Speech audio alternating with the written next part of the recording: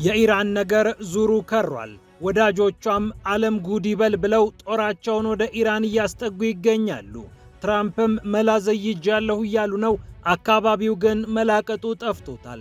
ሩሲያ፣ ቻይናና ኢራን ወሳኝ ወታደራዊ ልምምድ ሊያደርጉ እንደሆነ ተሰምቷል። የሩሲያና የቻይና የጦር መርከቦች ወደ ኢራን እየገሰገሱ መሆኑም ተነግሯል። ሩሲያ ቀደም ብላ ከኢራን ጋር ልዩ ወታደራዊ ልምምድ የጀመረች ሲሆን ኢራንን ለመከላከል ሁለቱ ሀገራት ምን ያህል ርቀት ይሄዳሉ የሚለው እርግጠኛ ባይሆንም ቀጠናዊ ውጥረቱ ከፍ ያለ ደረጃ እንደደረሰም ታውቋል። አሉ የሚባሉ የጦር መርከቦችም በልምምዱ እንደሚታዩ ተገልጿል። ኢራን ያላትን ቀጠናዊ የበላይነት ለማሳየት ከፍተኛ ዝግጅት እያደረገች ትገኛለች። ይህ እንደተጠበቀ ሆኖ የአሜሪካው ፕሬዝዳንት ዶናልድ ትራምፕ ከወሳኝ ወታደራዊና የደህንነት አማካሪዎቻቸው ጋር በሲቹዌሽን ሩም ውይይት እንዳደረጉ ተሰምቷል። የኢራን መሪዎችን ነጥሎ መምታት ደግሞ በዚህ ምስጢራዊ ውይይት ላይ እንደቀረበ ዎል ስትሪት ጆርናል ምንጮቹን ጠቅሶ ዘግቧል። አያቶላ አሊ ሐሚኒን ጨምሮ የተለያዩ መሪዎችን በአየር ጥቃት በመግደል የስርዓተ መንግስት ለውጥ ለማድረግ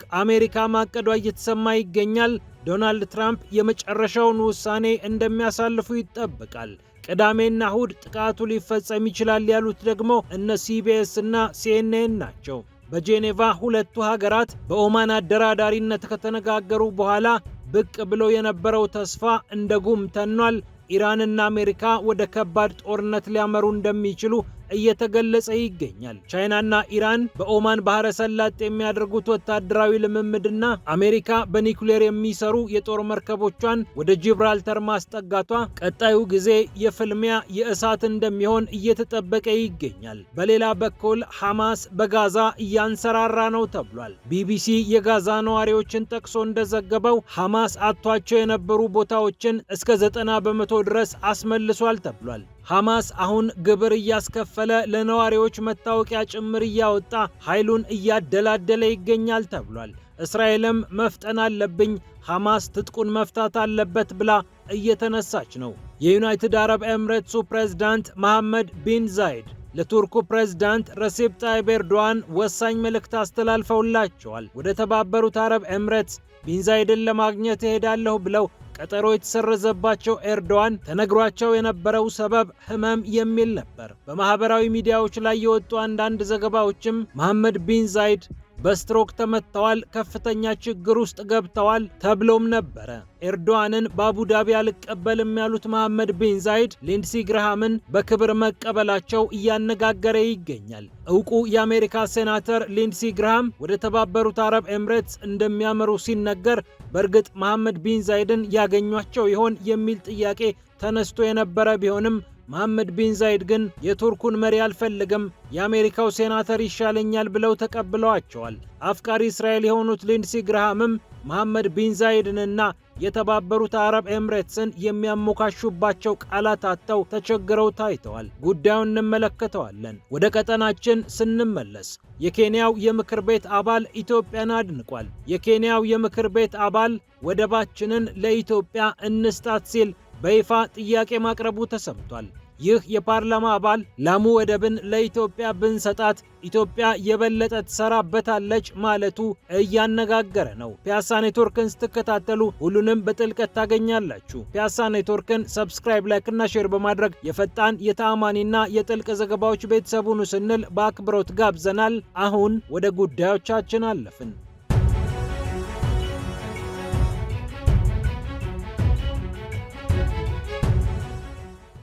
የአሜሪካው ፕሬዝዳንት ዶናልድ ትራምፕ ከወታደራዊና የደህንነት አማካሪዎቻቸው ጋር በሲቹዌሽን ሩም ልዩ ሚስጥራዊ ምክክር አድርገው ነበር። ዎል ስትሪት ጆርናል እንደዘገበው ለትራምፕ ከቀረቡላቸው ሐሳቦች መካከል የኢራንን መሪዎች በአየር ጥቃት ማስወገድ የሚለው ነው። የኢራንን መሪዎች በአየር ጥቃት በማስወገድ መንግስታዊ ስርዓት ለውጥ ማምጣት ደግሞ የአሜሪካ ግብ መሆን አለበት ተብሎ ለትራምፕ ምክረ ሐሳቡ እንደቀረበላቸው እየተነሳ ይገኛል። ሳምንታት የሚፈጅ አጠር ያለ ወታደራዊ ዘመቻ በማድረግ በአየርም በምድርም በባህርም ኢራንን በማስጨነቅ ወታደራዊና ፖለቲካዊ መሪዎቿን እስከ መጨረሻው በማስወገድ በኢራን አዲስ መንግስት እንዲመሰረት ንጣፍ ማንጠፍ አሜሪካ እያሰላሰለች የምትገኘው ጉዳይ ነው ተብሏል። የኒውክሌር ፕሮግራምሽን አቁሚ፣ ግዙፍ ባሊስቲክ ሚሳኤሎችን ፈጽሞ እንዳታመርቺ፣ በአካባቢው የሚገኙ ኃይሎችን እንዳትረጂ ተብላ በአሜሪካና በእስራኤል የተወጠረችው ኢራን ይህን ካላደረገች ወታደራዊ እርምጃ እንደሚወሰድባት እየተነገረ ይገኛል። ኢራን የኒኩሌር መርሃ ግብሯን በተመለከተ ያበለጸገችውን ዩራኒየም ወደ ሌላ ሀገር እስከ ማሻገር ፍላጎት እንዳላትና ለሰላም በሯ ክፍት እንደሆነ ብታሳይም አሜሪካ ግን ኢራንን የምታጠቃበት ሌላ ሰበብ እየፈለገች ነው ተብሏል። ዶናልድ ትራምፕ በሲቹዌሽን ሩም የቀረቡላቸውን ሐሳቦች እንደተመለከቱ የታወቀ ሲሆን የመጨረሻውን ውሳኔ አለማሳወቃቸውን ጉዳዩን የሚያውቁ ሰዎችን አናግሬያለሁ ያለው ዎል ስትሪት ጆርናል ዘግቧል። ሲኤንኤን እና ሲቢኤስ በበኩላቸው የአሜሪካው ፕሬዝዳንት ዶናልድ ትራምፕ ወይ በቅዳሜ ወይ በእሁድ የሚጀመር ልዩ ጥቃት እንደሚያዙ ይጠበቃል ሲሉ ዘግበዋል። ግዙፍ መርከቦቿን ወደ መካከለኛው ምስራቅ እያስጠጋች የምትገኘው አሜሪካ 2003 እንደ አውሮፓውያን አቆጣጠር ላይ ኢራቅን ከወረረች ወዲህ በዚህ መጠን ግዙፍ ጦር በአካባቢው አሰማርታ አታውቅም ነው የተባለው።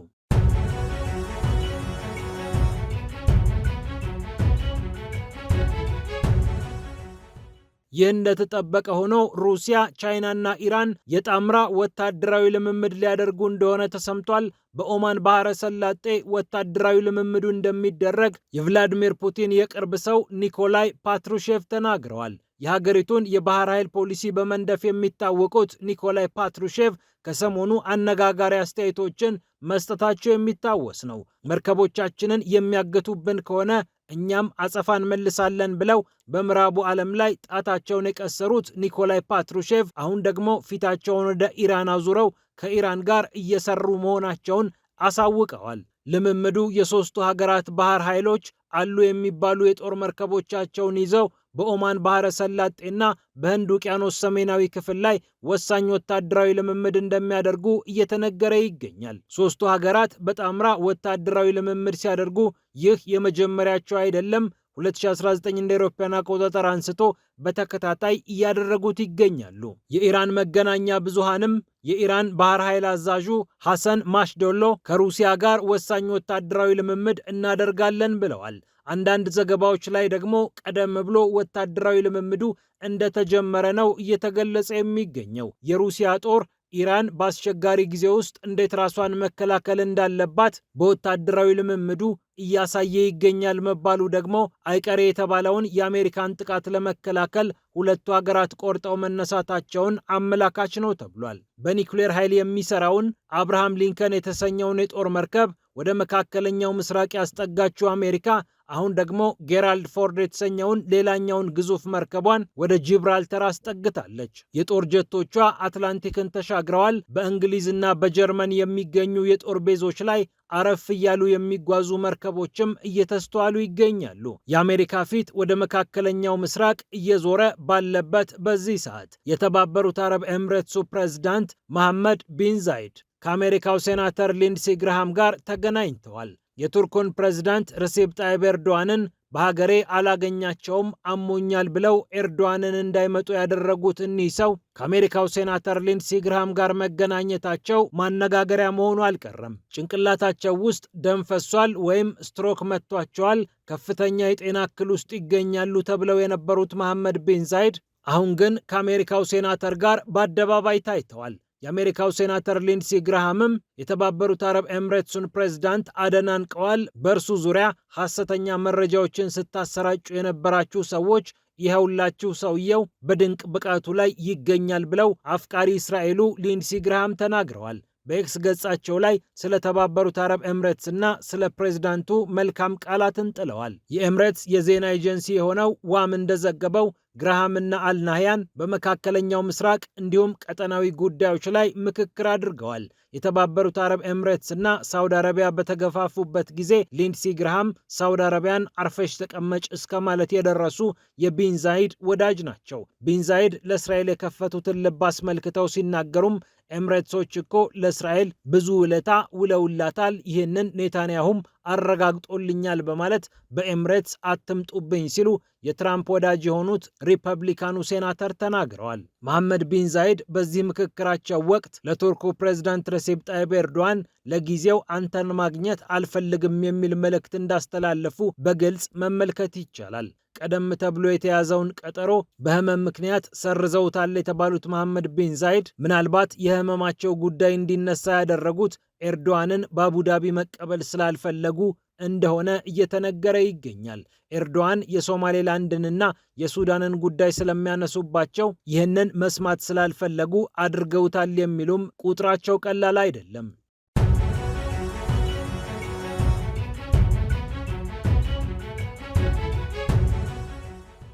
በሌላ በኩል ሐማስ በጋዛ እያንሰራራ ነው ተብሏል። በጋዛ የተኩስ አቁም ስምምነት ከተደረገ በኋላ መጠነ ሰፊው ወታደራዊ ጥቃት የቀነሰ ቢሆንም ከ600 በላይ የሚሆኑ ፍልስጤማውያን ግን ሕይወታቸው አልፏል።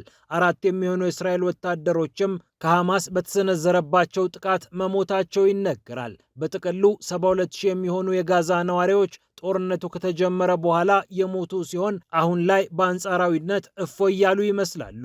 ይሁንና የሰብአዊ ቀውሱ እንደቀጠለ እየተነገረ ሲሆን ከዚህ ቀደም በተሻለ መጠን እርዳታ እየገባ ቢሆንም አሁንም የፍልስጤም ሕፃናትና የፍልስጤም ዜጎች መቸገራቸው አልቀረም። ታዲያ በዚህ መሃል ሐማስ ራሱን እያስተካከለ ከዚህ ቀደም ተቆጣጥሯቸው በእስራኤል ጥቃት ምክንያት ለቋቸው የወጣባቸውን አካባቢዎች መልሶ እየገባባቸው ነው ተብሏል። አጥቷቸው ከነበሩ ቦታዎች 90 በመቶዎቹን እየመለሰ ነው ይላል የቢቢሲ ዘገባ። ቢቢሲ የጋዛ ነዋሪዎችን አናግሮ በሰራው ዘገባ ላይ ሐማስ የነዋሪነት መታወቂያ ለጋዛዎች እያደለ ይገኛል፣ የጤና አገልግሎት፣ የፖሊስ አገልግሎቱንም አጠናክሮ ቀጥሏል። ግብር እየሰበሰበ ነው፣ ታጣቂዎቹም በአደባባይ በመሃል አስፓልትም ጭምር እየተስተዋሉ ይገኛሉ ብለዋል። እነዚህ ነዋሪዎች ጋዛን እንደ አውሮፓውያን አቆጣጠር ከ2007 ጀምሮ ላለፉት 19 ዓመታት ያስተዳድራት ሐማስ ራሱን እያስተካከለ ግብር እየሰበሰበ መሆኑ ደግሞ በቀጣይ በጋዛ ለመኖር ስትራቴጂያዊ ህልም እንዳለው አመላካች ነው ተብሏል። ይህንን የተመለከተችው እስራኤልም ሐማስ ትጥቁን ካልፈታ ሞቼ ይገኛለሁ እያለች ትገኛለች። የእስራኤሉ ጠቅላይ ሚኒስትር ቤንያሚን ኔታንያሁ ሐማስ ክላሽንኮቭ መሳሪያዎቹን ጭምር በ60 ቀናት እንዲያስረክብ የጠየቁ ሲሆን የእስራኤል ጦር ኃይሎች ቃል አቀባይ የሆኑት ሌተናንት ኮሎኔል ናዳቭ ሾሻኒ በበኩላቸው የተኩስ አቁም ስምምነቱ ሐማስ እንደ አዲስ ራሱን እንዲያደራጅና ትንፋሽ ወስዶ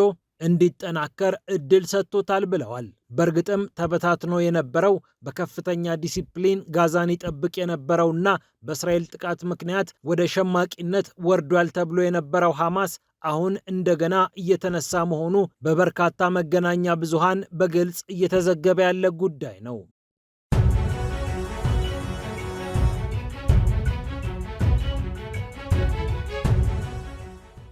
በመጨረሻም ወደ ቀጠናችን ስንመለስ ኬንያዊው የፓርላማ አባል ኢትዮጵያን በተመለከተ አነጋጋሪ አስተያየቶችን ሰጥተዋል። አዲስ አበባ የአፍሪካዋ ዱባይ ናት ያሉ ሲሆን የፓርላማ አባሉ ላሙ ወደብን ለኢትዮጵያ ብንሰጣትስ ብለዋል። በአፍሪካ ሕብረት ስብሰባ ወቅት ላይ የኢትዮጵያ ዋና ከተማ አዲስ አበባ ምን ያህል እንዳደገች በሚገባ ተመልክተናል። እኛም ከዚህች ከተማ ተሞክሮ ወስደን ብዙ ልማት ልናመጣ ይገባል። የአዲስ አበባ መሰረተ ልማት እጅግ በጣም የሚያስገርም ስለሆነ ትምህርት እንውሰድበት። እኛ ኬንያውያን ከዚህ ብዙ መማር አለብን ያሉት የፓርላማ አባሉ ጁኔት መሐመድ ናቸው። ጁኔት መሐመድ በዚህ ብቻ አስተያየታቸውን ሳይገድቡ ላሙ ወደብን ለኢትዮጵያ ብንሰጣት መልካም ነው፣ የኢትዮጵያ ኢኮኖሚ እያደገ ነው፣ ከስንዴ እስከ ከብት ብዙ እየገዛናት እንገኛለን፣ ወደቡን ብንሰጣት የበለጠ ትጠቀምበታለች፣ 130 ሚሊዮን የሚሆን ሕዝብ አላት በማለት አነጋጋሪ አስተያየታቸውን በሀገሪቱ ፓርላማ ፊት አቅርበዋል። ፒያሳ ኔትወርክን ስትከታተሉ ስለቆያችሁ ክብረት ይስጥልን ብለናል። ፒያሳ ኔትወርክን ሰብስክራይብ፣ ላይክ እና ሼር በማድረግ የፈጣን የተአማኒና የጥልቅ ዘገባዎች ቤተሰቡን ስንል በአክብሮት ጋብዘናል። ሰላም ለዓለማችን።